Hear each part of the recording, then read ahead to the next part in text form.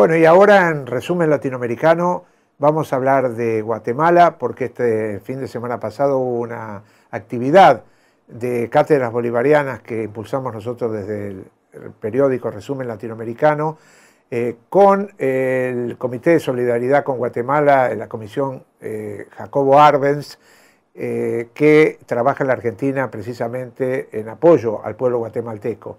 La actividad tiene que ver con el primer aniversario del juicio que se le hizo al genocida Efraín Ríos Montt, el general culpable de decenas de miles de muertos en los años 80 en Guatemala.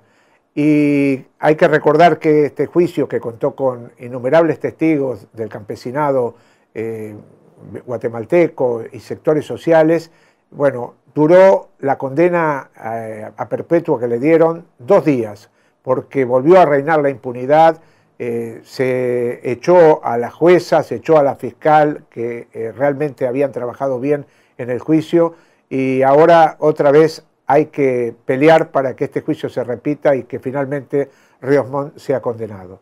En esta actividad que realizamos aquí, habló la activista social guatemalteca Andrea Ichiu, que dio un panorama sobre la situación guatemalteca y se refirió obviamente a este juicio que consagró la impunidad. Vamos a escucharla. Hablar un poco de lo que está sucediendo después del juicio por genocidio. Hace un año, justamente el 10 de mayo, el Día de las Madres en Guatemala, el Día de la Madre Tierra, vemos nosotros que se condena y a los 10 días hay todo un aparato legal, desde un amparo constitucional que deja libre a Ríos Montt y que regresó el juicio a sus fases iniciales, y el día lunes de esta semana un nuevo tribunal recibió el expediente, o sea, lo van a repetir todo. Aunque sea una revictimización del Estado de Guatemala a las mujeres que fueron violadas, que dieron su testimonio, a todos los peritos que viajaron de distintas partes del planeta a dar su testimonio, eso no importó, o sea, lo van a repetir todo el juicio. Pero lo importante, a pesar de este mensaje tan doloroso y ver y recordar tantas cosas, es la dignidad de la gente, la dignidad Ixil, la dignidad de las personas de esa comunidad que resisten y que han dicho, no importa cuántas veces tengamos que testificar y contar lo que pasó, lo vamos a hacer para que se sepa y para que no se repita. Y de alguna manera el juicio por genocidio destapó toda una serie de cuestiones fuertes, y justo el año pasado la comunidad de la que yo soy es Totonicapán, es un municipio indígena quiché, somos indígenas quichés, tenemos nuestro propio gobierno indígena, y el año pasado, por las dinámicas colectivas y sociales de la organización, pues me tocó ser la autoridad indígena del tema de protección de bosques de mi comunidad, porque somos un pueblo indígena que en 1817 viajó a la corte de Cádiz a comprarle al rey nuestro territorio, aunque era de nosotros, pero le compramos. Entonces tenemos propiedad colectiva sobre nuestro territorio y lo defendemos, y no dejamos que el Estado entre, y a veces lo hace, y lo hace más para poderlo que para cuidar. Entonces, obviamente desde nuestros gobiernos indígenas, en apoyo a las comunidades ixiles, a las autoridades ixiles, que en ese momento estaban viviendo persecución, nuevamente criminalización, toda una serie de campañas durante todo el tema del juicio, de descalificación, de acusarlos de guerrilleros, de terroristas, y que por eso los estaban matando, que por eso se justificaban las masacres.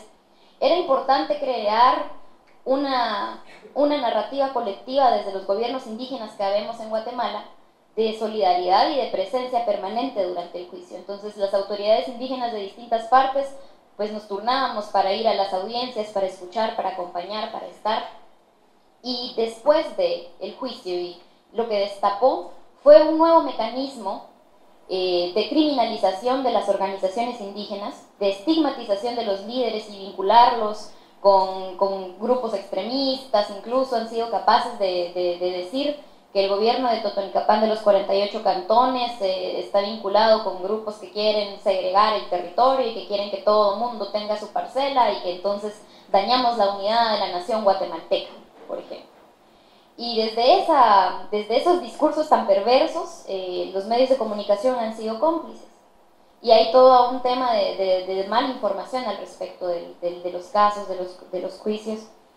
Y es en ese contexto, digamos, que se piensa una estrategia colectiva de defensa de la memoria, de la dignidad de la gente, y que entonces estoy como vinculada con las luchas por la memoria, por la justicia, antes de ser autoridad indígena y ahora después igual.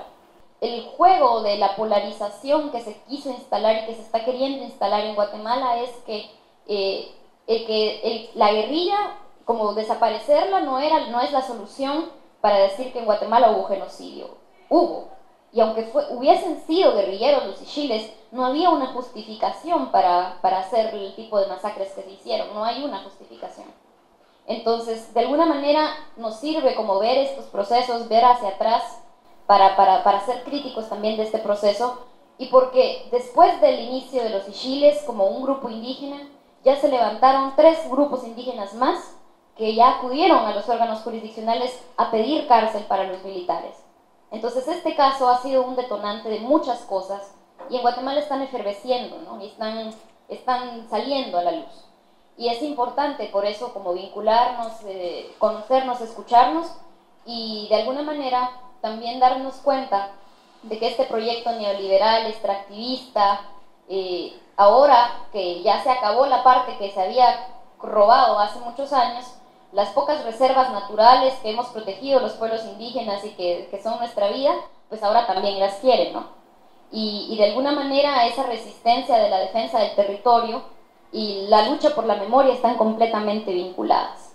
Entonces, a partir de allí, digamos, es como ir desnudando a este monstruo que tiene muchas cabezas, que está por muchos países, y de alguna manera también es un precedente para visibilizar, digamos, todo el aparato que generó el genocidio, la ambición, el acaparamiento de tierras, o sea, los desplazamientos de las personas son ahora lugares donde hay hidroeléctricas, son lugares donde ahora hay mineras, todas las comunidades que fueron movidas de su territorio durante la guerra son espacios donde ahora hay capital transnacional que hace millones y que las comunidades que fueron desplazadas no le dan los servicios. Por ejemplo, hay una hidroeléctrica que fue instalada en la región Ixil, donde sacaron a la gente, que no le da servicio a la comunidad. Toda la energía que se produce se va afuera.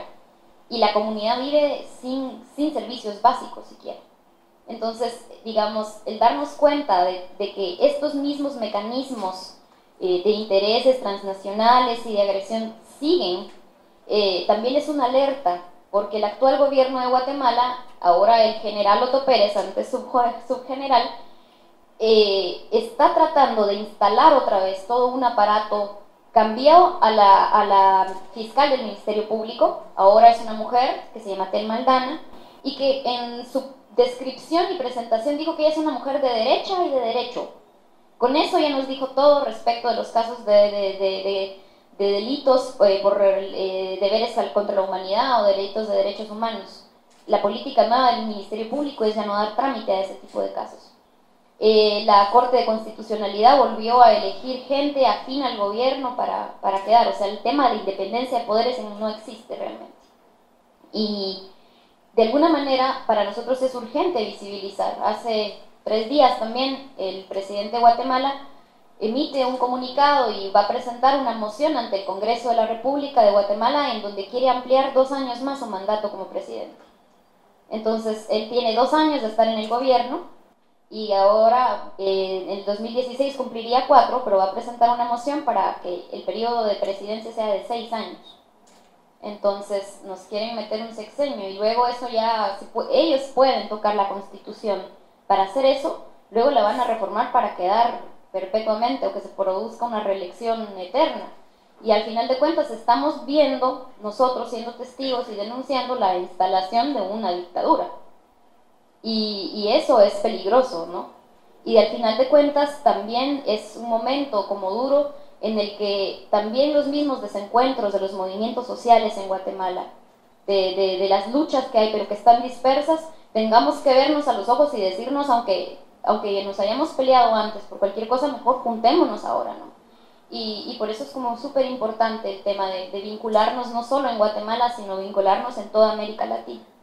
Y de alguna manera, pues, como mapear esa situación. y porque vemos que las políticas genocidas de represión siguen. El darte cuenta de que desde que este gobierno llega, todas las manifestaciones, todas las resistencias en Guatemala son criminalizadas, han habido muchos líderes presos y muertos en estos últimos años que no tienen nada más de estar gobernando, es grave, digamos, es alarmante. Y de alguna manera nos da muestra de que hay un continuum del genocidio, que no se ha acabado, y que a este lo juzgaron y que luego dijeron que no, pero aunque lo juzguen 10 veces no lo van a hacer inocente, pues. Y eso ya lo tenemos claro, y creo que ese es el mensaje que nosotros queremos como replicar.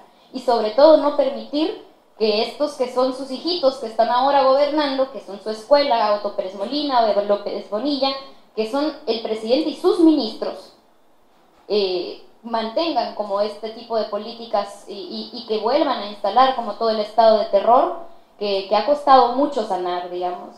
Entonces, para mí es como importante compartirlo con ustedes. Yo les agradezco muchísimo el espacio y pues no sé si tienen alguna duda específica sobre alguna cuestión, pues acá estoy.